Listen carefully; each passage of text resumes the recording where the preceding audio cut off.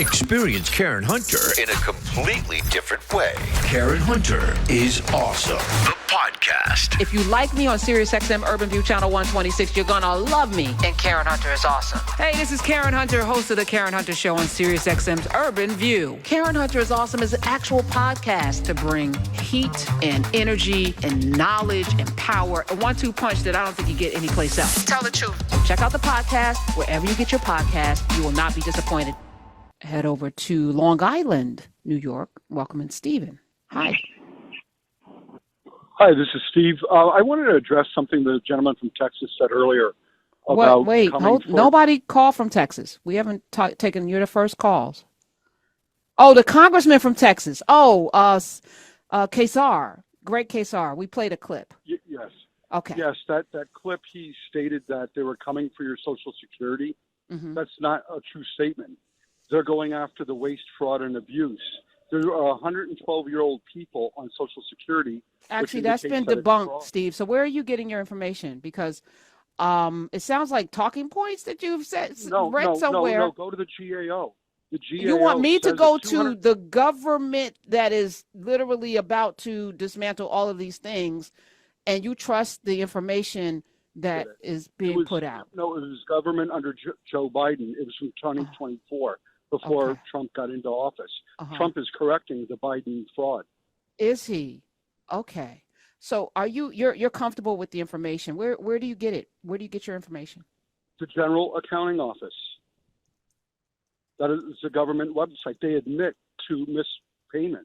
Okay. And you think that's you think that's a lot of money. I'm on there now. You think that is more impactful than us paying taxpayers Elon Musk $8 million a day? Yes, Elon Musk provided a rocket to Mars that's reusable. NASA tried to do it for 50 years and they didn't do it. He did it in 4. How do we convince you that you're wrong? By stating facts. Okay. Well, we did state facts. You don't believe the facts. So how do we get you to believe the facts that you just heard? So you're saying the sitting congressman that sat before Congress, which, is super important and is in this committee, stated these facts. You're saying he's not stating facts. You are. Yes. Oh, okay. So how do we get you to believe that the things that you think you know are not true? See, we're having an impasse here because I'm a journalist, not on these airwaves. Amber Cabral's in media. She's doing all this work. I don't know what you do for a living, but reading a few articles and coming to a conclusion doesn't make you an expert. I'm not an expert either, but then I bring on experts and I play clips of people whose job it is to know things. And they weren't disputed, by the way. Jasmine Crockett, we played yesterday, laid out a whole lot of things, including that Marjorie Taylor Greene, who's the chairwoman, didn't even show up to the last oversight committee's, railing against what is happening, the very thing that you're talking about. But how do we get to a place? Because this is a serious thing. You called here because you feel like we're wrong. I know that you're wrong. I know it. But I don't know how we get to a place of agreement that we're living in a country that something terrible is happening right now. Source is the GAO. No, it's not, though. It's not. And even if there is, and I'm not disputing that there is definite waste in government, I could have this discussion.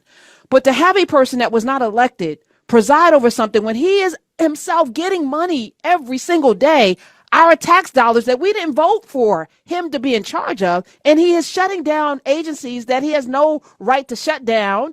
And in our pockets, he has our information. He has control over money going in and out, and no one elected him. This president put him in this position, yes, but he was not elected to have this kind of control, and it is illegal, but there's nothing we can do about it, and you're calling to defend it. I don't know how we move forward. Defending the fact that he is the executive, and he must see that money is being spent wisely, and he has assembled a crew to do that.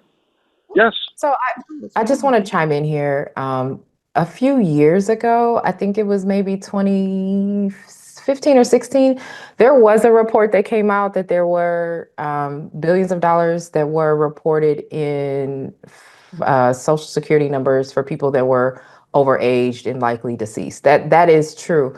But it was not to the tune of receiving. If you look at the amount of government funding that Mr. Musk and his companies are receiving, it's not it's not $8 million a day. I think it was a total of maybe $3 billion, which is still a significant amount of money, but that's an old report. So that has been addressed before.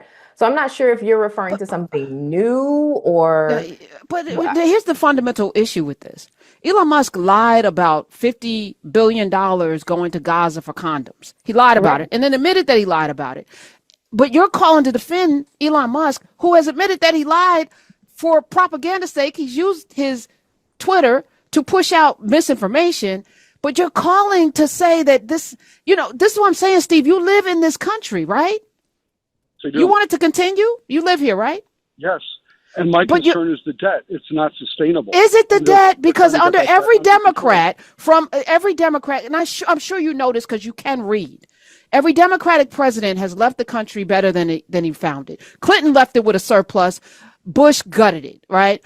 Obama was handed a recession, saved the auto industry, got the budget together. Biden, if you go look at all of the things Joe Biden did, in addition to helping the average person with insulin prices and keeping the gouging down and all this other stuff, he also put together a plan that would bring money in, would build back better, that would spur the economy. He left us with a stock market that was a record stock market. And you're calling to say that you care about fiscal responsibility. I'm putting words in your mouth because you don't probably have the ability to string that together, judging by you calling up, having this discussion. What, Smiz?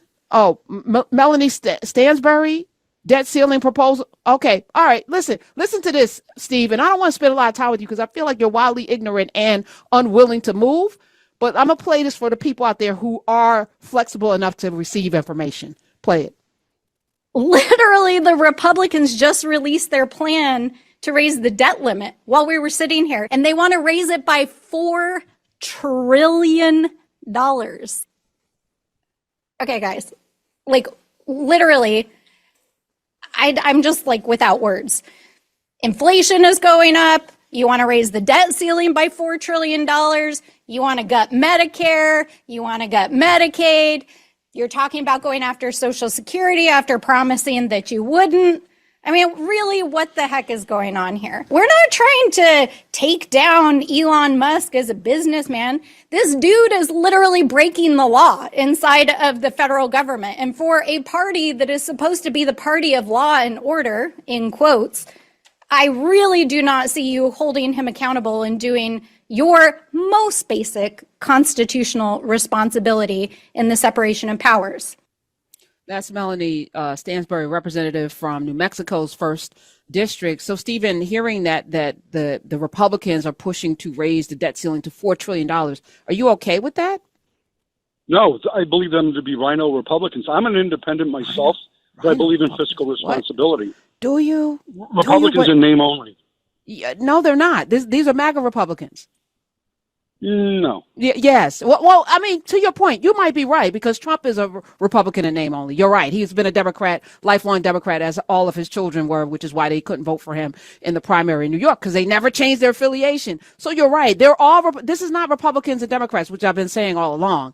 There's something else going on here. And you, as a person that seems to care about this country, should care that this is happening. Go ahead, Amber. And there's information that's accessible, that's easily accessible. I mean, even if you just look at what's been done up to this point, like the biggest story right now, I think, is USAID. There's literally food rotting because you turned off a program that feeds people. So rather than give people the food, you don't think that's waste and abuse? Like, so there is a massive disconnect between what you are describing and like what is actually happening in reality. And it sounds like the information that you are referencing is age old. So it's a decade ago that some of this content that you're sharing is even relevant. Let me ask a fundamental question, Steve. Why are you listening to this program? I listen once in a while. Some of it I do listen, some of it I don't. Yeah, but why? Like just fundamentally, what if you don't think we are acting in earnest, that we care about people, this country, humanity, why would you even tune in? Or maybe you don't think that we care, because I know where we sit. And again, I am fighting for people, not myself, because these tax breaks and all this, I may benefit from everything that's going on, but I don't care about that because I think a lot of people are going to be harmed. And that, to me, that harm is un-American. Hello? Right, to do no harm. It's almost like a hypocritical. Yes. No, it's hypocrite. No, hypocritic. You really, sir. I'm sorry. So, He's Steve, not. listen, I would encourage you. I would encourage you. I'm my temperament's a little different than Karen's in this moment. So, what I would encourage you to do is actually take a look at, since you seem like you are at least willing to listen to something that doesn't 100% align with the narrow perspective I want to share that you are displaying in this moment. I would encourage you to, continue to follow that, spirit. You will perhaps uncover that there's a lot of information that's available that is, dated within the last decade for sure, but certainly in the last few months, that would actually highlight for you where there is active fraud, waste, and abuse that is occurring in this current administration, and the impact that it's going to have not only on, the entire experience that we're having in the United States, but actually globally. And that may maybe give you a bit stronger talking points. Maybe. No, I don't think he cares. He just wants to be right.